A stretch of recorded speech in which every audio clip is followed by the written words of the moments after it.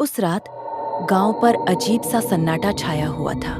आसमान में बादल थे और चांद बार बार छिप रहा था। हवा धीरे धीरे चल रही थी, लेकिन उसकी आवाज ऐसी लग रही थी जैसे कोई दूर से रो रहा हो।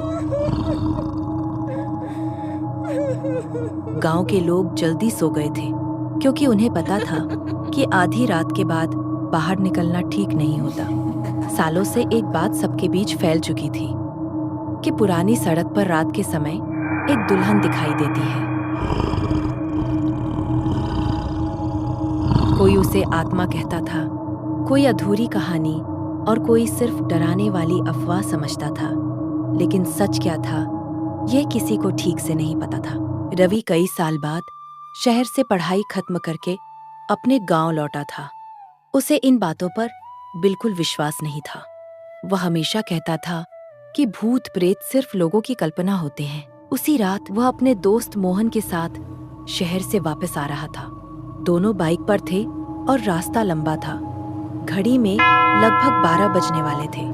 सड़क खाली थी और दूर तक सिर्फ अंधेरा दिखाई दे रहा था। मोहन बार बार पीछे देख रहा था।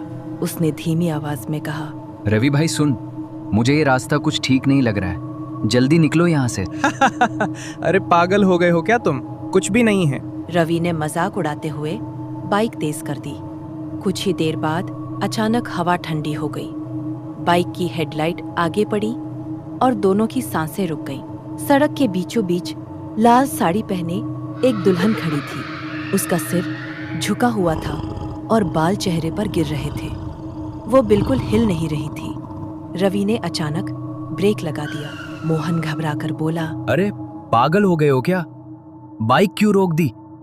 चुड़ैल है वो, भागो यहाँ से, जल्दी भागो। लेकिन तभी दुल्हन की धीमी आवाज आई, मुझे मेरे घर छोड़ दो प्लीज। मैं सालों से यहाँ फंसी हुई हूँ, कोई मुझे लेने नहीं आता। उसकी आवाज में इतना दर्द था कि कुछ पल के लिए दोनों चुप हो गए। भाई शायद इसे मदद की जरूरत है। मोहन ने उसका हाथ पकड़कर कहा, भाई मुझे कुछ गड़बड़ लग रही है। लेकिन रवि ने दुल्हन से कहा, बैठ जाइए, हम छोड़ देंगे। जैसे ही दुल्हन बाइक पर बैठी, हवा अचानक बर्फ जैसी ठंडी हो गई। रवि को लगा जैसे पीछे बहुत भारी वजन बैठ गया हो। बाइक चल तो रही थी, लेकिन अजीब लग रही थी। कुछ मिनट बाद चूड़ियों की आवाज आने लगी। आवाज धीरे धीरे तेज होने लगी। रवि खुद को रोक नहीं पाया। उसने शीशे में देखा, पहले कुछ नहीं दिखा। फिर धीरे धीरे दुल्हन का चेहरा दिखाई दिया। उसकी आंखें पूरी काली थी, जैसे उनमें कोई रोशनी ही नहीं थी। रवि डर गया। उसने नीचे देखा और उसके हाथ कांपने लगे, क्योंकि दुल्हन के पैर उल्टे थे। अचानक बाइक बंद हो गई। चारों तरफ गहरा सन्नाटा फैल गया। न हवा की आवाज, न किसी जानवर की। दुल्हन धीरे धीरे नीचे उतरी और उनके सामने आकर खड़ी हो गई। उसने शांत आवाज में कहा, डरो मत, मैं तुम्हें नुकसान नहीं पहुंचाऊंगी। रवि ने डरते हुए पूछा, तुम कौन हो? दुल्हन कुछ पल चुप रही, फिर उसकी आवाज भर्रा गई। मेरी शादी की रात थी, मैं खुश थी, लेकिन मेरे दूल्हे ने दहेज के लिए मुझे यहीं छोड़ दिया। हवा तेज चलने लगी। पेड़ों की शाखाएं जोर जोर से हिलने लगी। वह आगे बोली, मैं उसका इंतजार करती रही रात भर। फिर एक तेज गाड़ी आई और मेरी मौत हो गई। उसकी आंखों से आंसू गिरने लगे, लेकिन जमीन पर पहुंचते ही गायब हो जाते। मोहन डरकर बोला, हमें जाने दो। दुल्हन ने कहा, मैं किसी को रोकती नहीं, बस घर जाना चाहती हूँ, लेकिन कोई मुझे पूरा रास्ता नहीं छोड़ता। रवि ने धीरे से पूछा, तुम्हारा घर कहाँ है? उसने दूर अंधेरे में खड़े एक टूटे खंडहर की ओर इशारा किया। तीनों धीरे धीरे वहां पहुंचे। खंडहर के अंदर पुरानी शादी के निशान थे। सूखे फूल, टूटी माला और जली हुई लकड़ियां पड़ी थी। ऐसा लग रहा था जैसे समय वहीं रुक गया हो। दुल्हन अंदर गई और अचानक हवा गोल घूमने लगी। उसकी चूड़ियां खुद टूटकर गिरने लगी। उसने मुस्कुराकर कहा, आज किसी ने मुझे बीच रास्ते में नहीं छोड़ा। धीरे धीरे उसका शरीर धुएं में बदलने लगा और एक तेज चीख के साथ वो गायब हो गई। सब शांत हो गया। मोहन ने राहत की सांस ली और बोला, अब खत्म हुआ। रवि ने भी यही सोचा, लेकिन अगले ही दिन अजीब घटनाएं शुरू हो गई। रात को रवि को नींद नहीं आई। अचानक उसने चूड़ियों की आवाज सुनी।